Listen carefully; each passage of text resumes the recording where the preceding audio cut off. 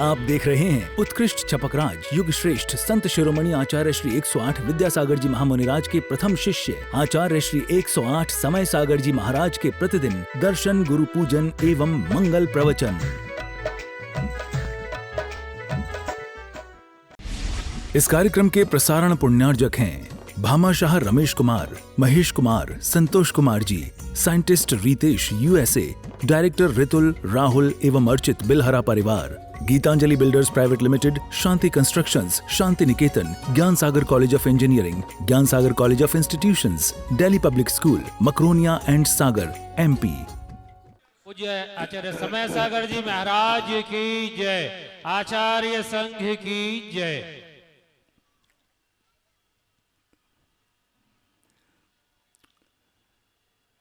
दीक्षा लेने की भावना जिसके अंदर होती है,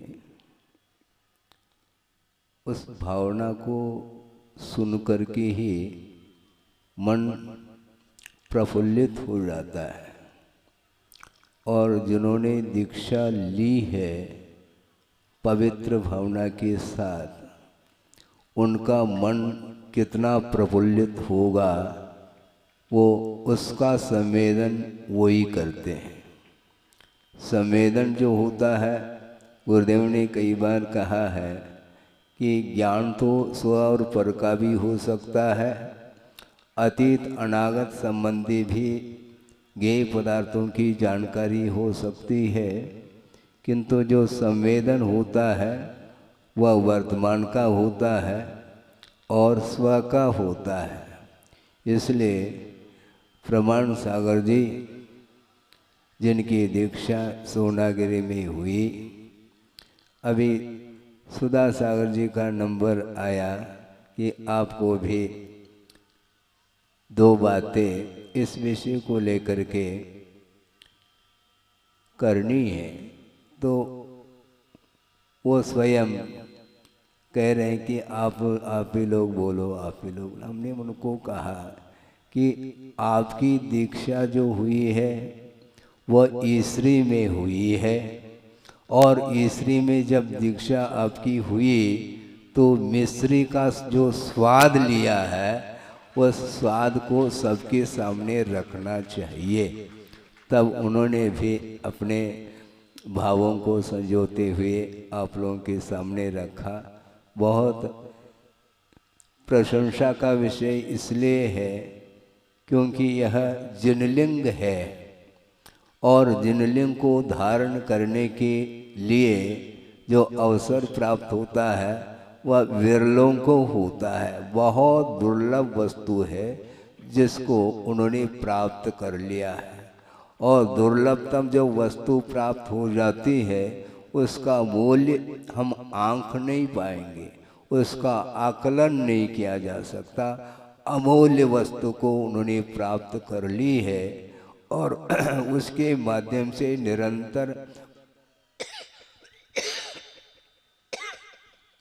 निरंतर उनके परिणाम उज्ज्वलतम हो रहे हैं। इसलिए उन भावों की प्रशंसा हम भी करते हैं। गुरुदेव के कर कमलों से जिन्हें दीक्षा प्राप्त हो गई, और मात्र दीक्षा ही नहीं, उस दीक्षा की सार्थकता करते हुए उन्होंने जो प्रभावना व्यापक रूप से की है, उस प्रकार की प्रभावना उसको सुन करके गुरुदेव भी आह्लादित रहे हैं। और हम लोगों के लिए भी गुरुदेव का यही आशीर्वाद है, मंगल में आशीष उनका है कि प्रत्येक जीव को अपनी क्षमता के अनुरूप कर्तव्य का पालन करते हुए और आत्म कल्याण के साथ जो आत्म कल्याण करना चाहता है, ऐसे जो मुमुक्षु भव्य जीव होते हैं उनका भी कल्याण उपदेश आदि के माध्यम से करना चाहिए। और कुंद कुंद स्वामी ने भी स्पष्ट रूप से कारिका दी है।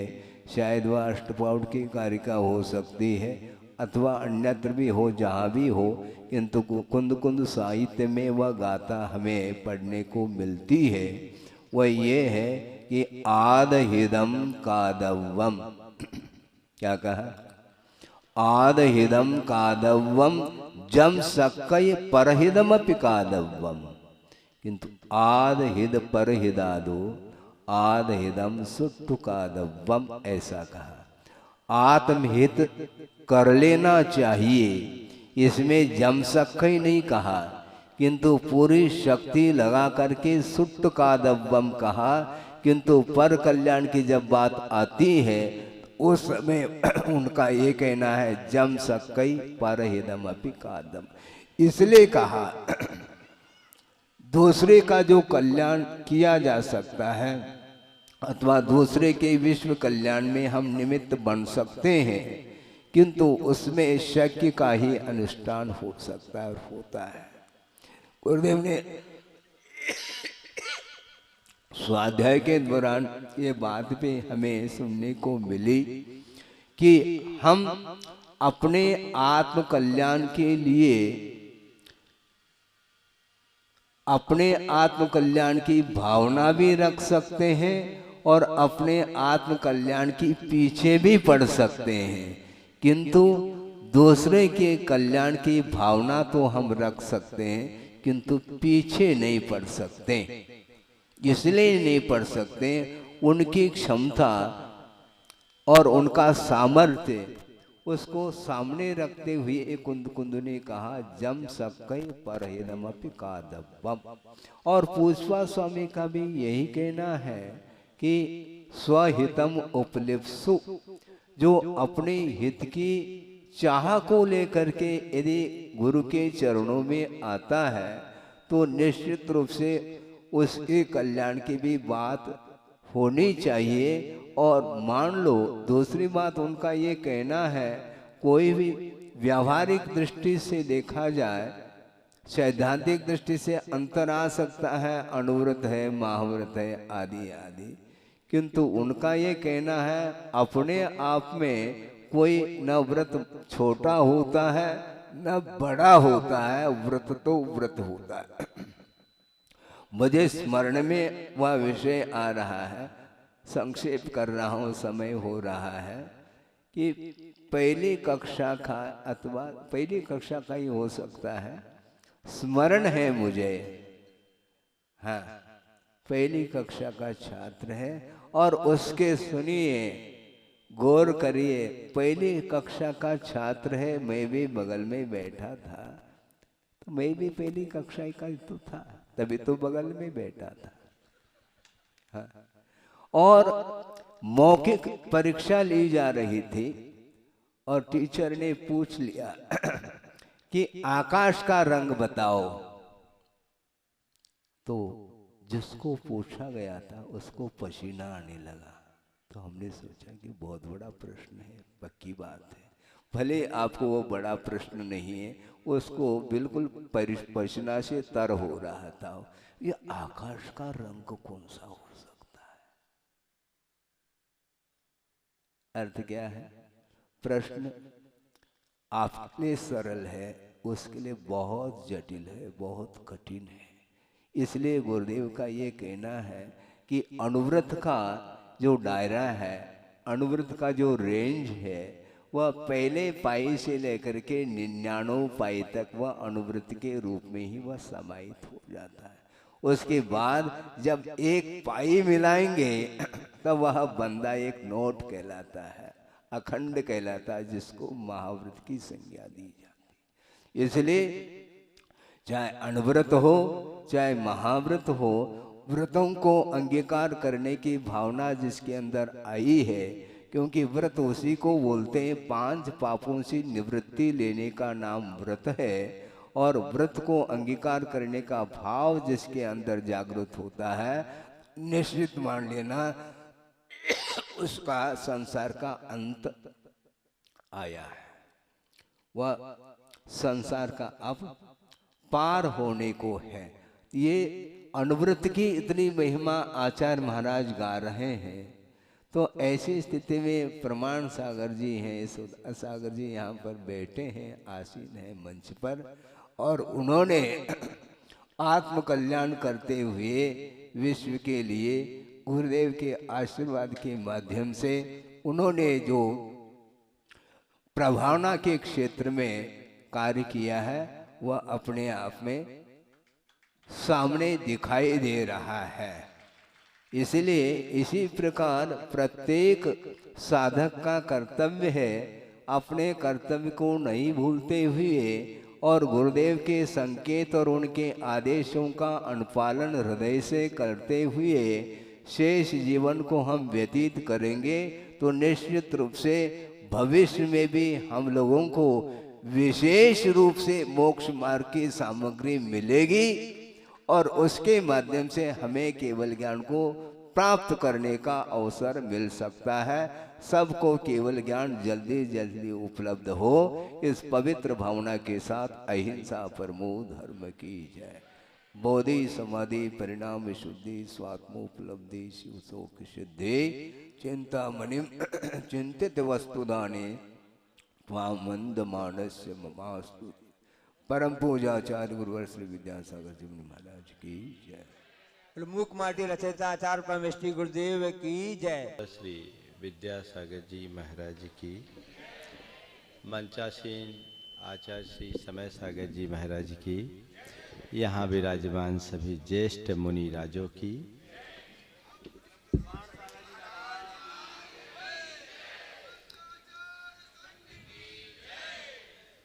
आज का दिन मेरे जीवन का सबसे महत्वपूर्ण दिन है। आज की तिथि में गुरु कृपा से महाव्रत पाकर पंच परमेष्टि में अंतिम परमेष्टि का प्रतिनिधित्व करने का सौभाग्य हम सबको प्राप्त हुआ। मुझे याद है जब हमारी दीक्षा हुई उसके 2 रोज बाद गुरुदेव ने मुझसे पूछा कैसा लग रहा है, तो मेरे मुख से निकला महाराज जी एक लंगोटी क्या उतरी, पूरा आर्त ध्यान उतर गया। निर्गंथ अवस्था की यही महिमा है। दरअसल हम सबके इस मार्ग को अंगीकार करने का मूल उद्देश्य भी यही है। राग द्वेष निर्वृत्ते चरणम प्रतिपद्यते साधु। हमारी साधना तभी फलवान होती है जब हम उसके मूलभूत प्रयोजन को सामने रखकर चलते हैं। जब हम लोगों की दीक्षा हुई सोनागिर में, ऊपर पर्वत पर नंगानंग मुनिराज के साक्षी में प्रतिक्रमण हुआ।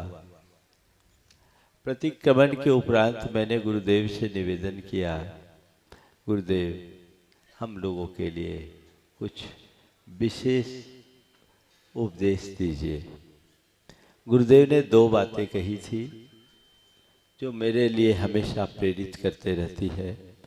पहली बात उन्होंने कही, मैं तुम्हें जो कुछ दे सकता था सब दे दिया, अब अपना मार्ग तुम्हें खुद तय करना है।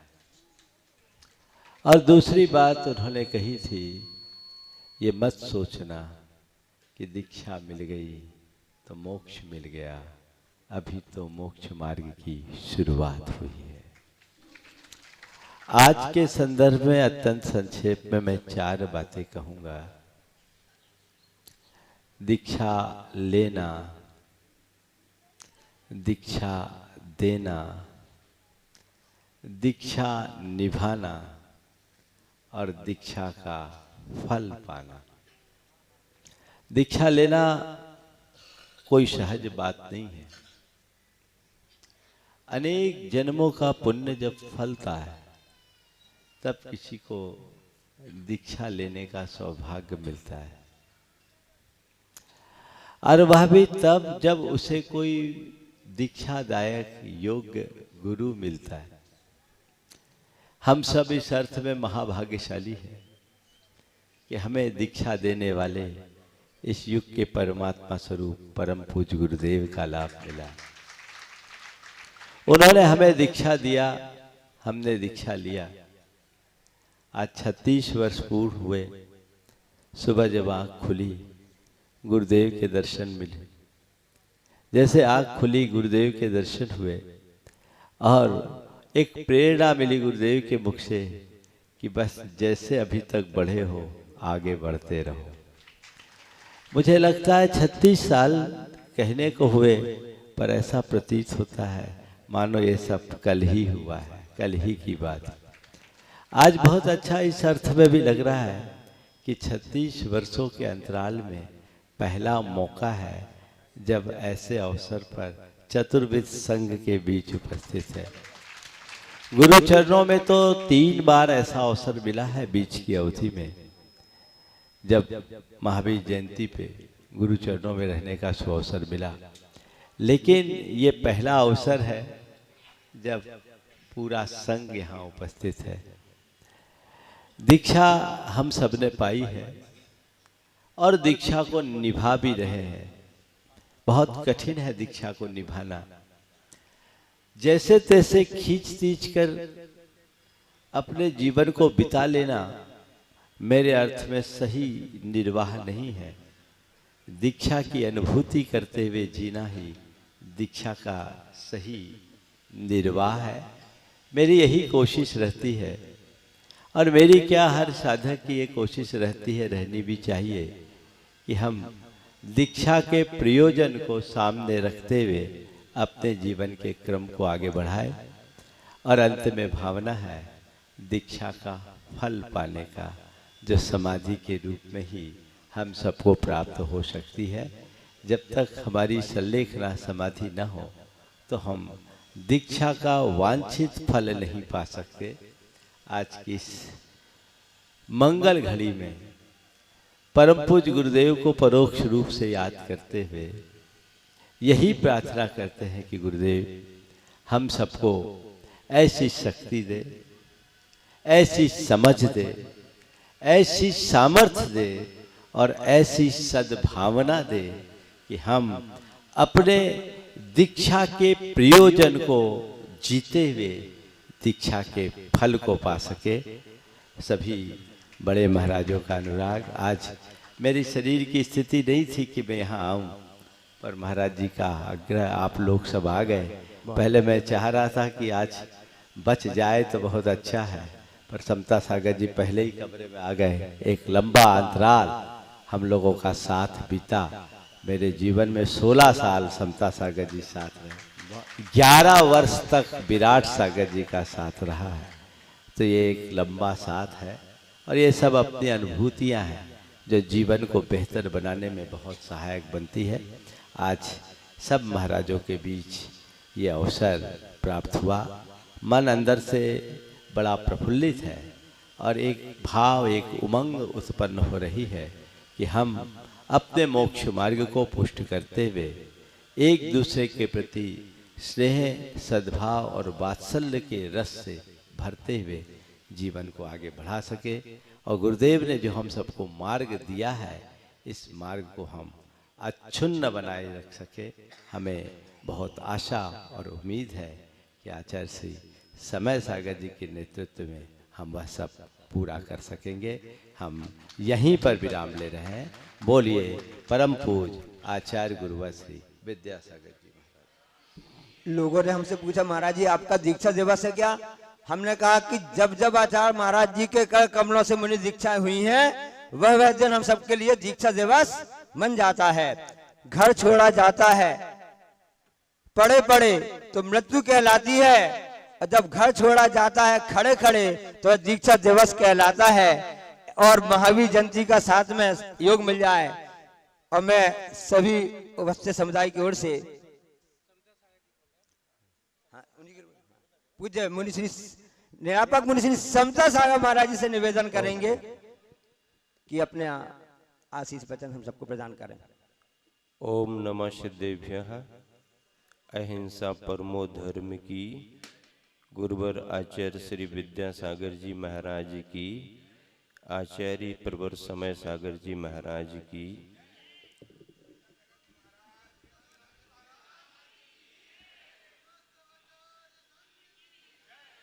दीक्षा के सारे आयाम, चारों प्रकार के आयाम मुनिवर प्रमाण सागर जी ने आपके सामने रखे। सार्थक और हमेशा स्मरणीय हैं।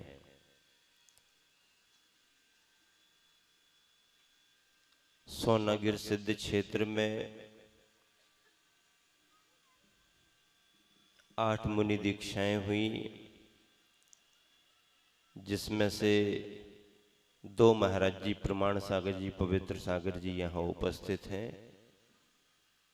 सोनागिर में दीक्षा लेने के लिए इसलिए भाग्यशाली हैं वो कि गुरुवर ने अपने जीवन काल में जब पहली बार दीक्षा देना प्रारंभ की तो सोनागिर से ही की,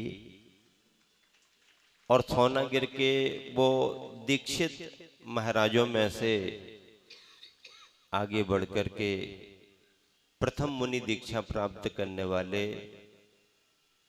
मुनिवर, निर्यापक मुनिवर समय सागर जी आचार्य पद को प्राप्त हुए।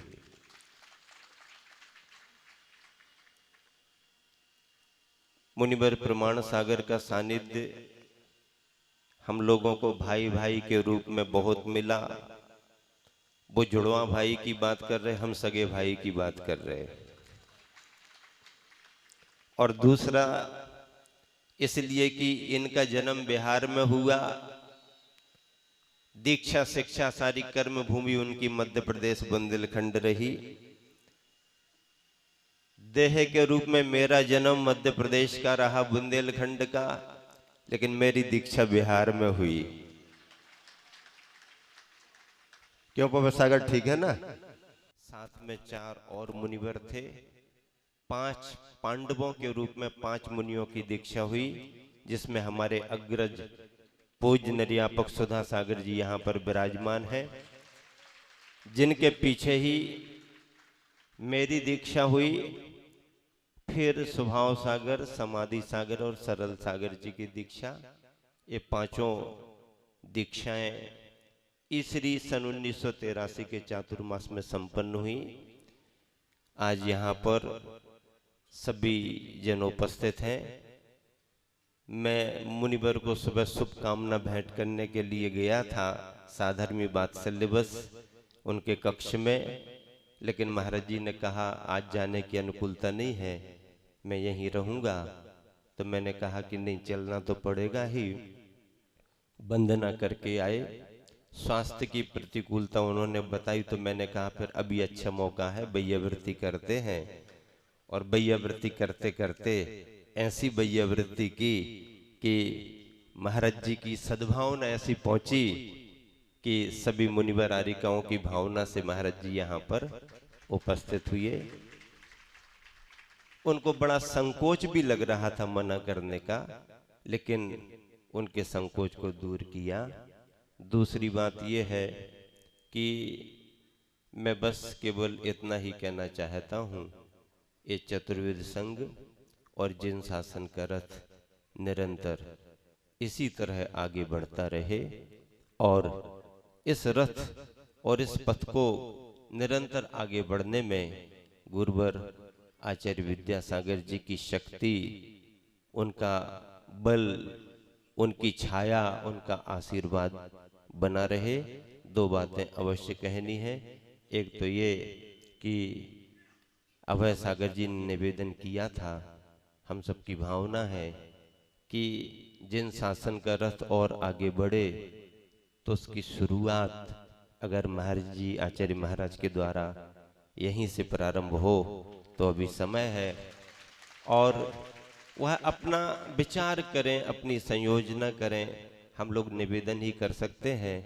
कुंडलपुर सिद्ध क्षेत्र है, बड़े बाबा का दरबार है, कुछ ऐसा अगर कोई कार्य होता है तो वह भी इस चतुर्वेद संघ को इसी स्थान से देखने को मिल जाए, ऐसी भावना है। और महाराज जी के भावों में आचार्य श्री की संयोजना से अगर कोई बात और आगे बढ़ती है तो उन सब की पूर्ति कुंडलपुर से हो तो बहुत अच्छा है। योग्य महाराज जी हैं, आचार्य श्री के बहुत सारे भाव भी रहे हैं। ऐसा जो भी हो, मैं समझता हूँ वह अधिकार क्षेत्र आचार्य महाराज का है, निवेदन करने वाले सभी मुनि आरिकाएं श्रावक श्राविका हैं। बस इसी शुभ भावना से कि निरंतर सद्भावना का संचार हो, साधर्मी वात्सल्य और स्नेह का गुण निरंतर आगे बढ़ता रहे। यह जिन शासन और आचार्य विद्यासागर जी का संग निरंतर इसी एक रूपता से जो परिचय अभी तक हम लोगों ने दिया है आचार्य श्री के सद्भाव में, उनकी समाधि के पश्चात भी जो हम लोगों ने परिचय दिया है और प्रयास किया है, यह प्रयास निरंतर सफल होता रहे, सफल होता रहे, सफल होता रहे। इसी शुभ भावना से विराम देता हूँ। महावीर भगवान की जय। और हम सभी निवेदन करेंगे परम पूज्य निरापक मुनि श्री सुधा सागर महाराज जी से कि अपनी अमृत वाणी से प्रसाद करें, आपको जानकारी दे दें। आज 88 के आशीर्वाद से प्रतिमा मंडल की 18 बाल ब्रह्मचारी बहनों का बस प्रदर्शन हुआ है। साथ में आरिका पूर्णमती की बहनों का भी 4 बहनों का और आरिका अनंतमती संघ के यहाँ एक बहन का वह बस प्रदर्शन हुआ है। वो सभी यहाँ पर आकर के परम पूज्य आचार्य श्री चरणों में श्रीफल अर्पित करके आशीर्वाद प्रदान ले। नमो वाहिरियाणम। आज अपन लोग एक विशेष प्रसंग पर यहाँ हैं। दीक्षा जिसकी होती है वो धन्य हो जाता है, अपने वैभव से परिपूर्ण हो जाता है, उसको सब कुछ मिल जाता है।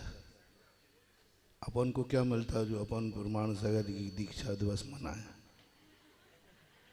उनको मिला है, मुनि पद मिला है, हमें मिला होगा तो हम सब धन्य हो गए। जब किसी व्यक्ति का दिवस मनाया जाता है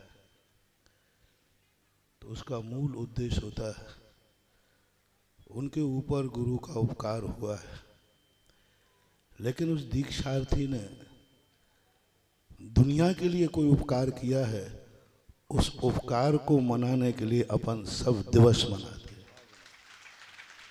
प्रमाण सागर जी महाराज एक ऐसे प्रभावक हमारे संघ के, चतुर्विधि संघ के एक ऐसे मोती हैं, पूज्य गुरुदेव के संस्कारों से पल्लवित एक ऐसे मोती हैं कि लोग कहते हैं कि एक चना भाड़ नहीं फोड़ सकता, लेकिन एक अकेले चने ने, अकेले प्रमाण सागर महाराज ने जो जैन धर्म की प्रभावना की वह प्रशंसनीय है, स्तुत्य है। और हर आचार्य श्री के शिष्य को यह रूप देखना चाहिए। आत्म कल्याण हमारा मुख्य उद्देश्य होता है, लेकिन आत्म कल्याण के साथ मार्ग की रक्षा करना आज सारे भारत में हमारे संघ, हमारा धर्म की जो पहचान प्रमाण सागर जी ने बनाई है और जो चारों तरफ स्तुति है, सम्मेद शिखर में कुछ कार्य करने का पूज्यवर का, गुरुदेव का बहुत पहले भाव था, उन्होंने चर्चा की थी, लेकिन वह किन्हीं कारणों से वह नहीं हो। लेकिन पूज्य आचार्य श्री की भावना को पूर्ण सम्मेद शिखर में किया है तो प्रमाण सागर महाराज ने की। एक ऐसी कृति, एक ऐसा गुणायतन, एक ऐसा आयतन स्थापित किया जो सारे संघ के लिए गर्व की बात है। और उनके विचार जो आज आधुनिक युग को दिए जा रहे हैं, वो सब में हमारे संघ की गरिमा छुपी है, हमारे पूज्य आचार्य महाराज की भावना छुपी है। अपन सबकी, चाहे वो महाराज हों, चाहे आरिका माता हों, चाहे क्षुल्लक हों, ब्रह्मचारी हों, सबकी भावनाएं सारे देश में जाती है। हर व्यक्ति अपने संघ की भावना भेजने में समर्थ नहीं होता, भावनाएं सबके पास होती हैं। उन भावनाओं को सारी दुनिया में भेजना, उसकी सुरभि को फैलाना, वो काम प्रमाण सागर जी ने किया है। मेरा आज मैंने सुबह ही इनको बड़े बाबा के यहाँ साधुवाद दे दिया था। फिर अभी जैसे ही बताया तो मैंने कि मैं क्यों चलूं, तो फिर मन आया कि नहीं, चलना चाहिए। जिस व्यक्ति ने अपने कल्याण के साथ पूज्य आचार्य महाराज पूज्य संघ की भावनाओं को एक निर्दोष रूप से, प्रशंसनीय रूप से किया है, उसकी संस्तुति होना चाहिए। आज मैं प्रमाण सागर की संस्तुति में यहाँ आया हूँ। उनको भली वो मेरे अनुज हैं, लेकिन मैं उनको प्रणाम करता हूँ। महावीर भगवान की। किसी ने पूछा समय और गुरु में क्या अंतर है, किसी ने पूछा समय और गुरु में क्या अंतर है। उत्तर मिला, समय पहले परीक्षा लेता है, बाद में सिखलाता है, और गुरु जो होते हैं पहले सिखलाते हैं, बाद में परीक्षा लेते हैं। अब यहाँ पर समय ही गुरु बन गए हैं, तो दोनों में अंतर ही कहा से पद चलते और चलाते औरों को भी। और यहाँ और जिनकी आज बस परिवर्तन हुआ वो सभी बहनें यहाँ पर आ गई हैं।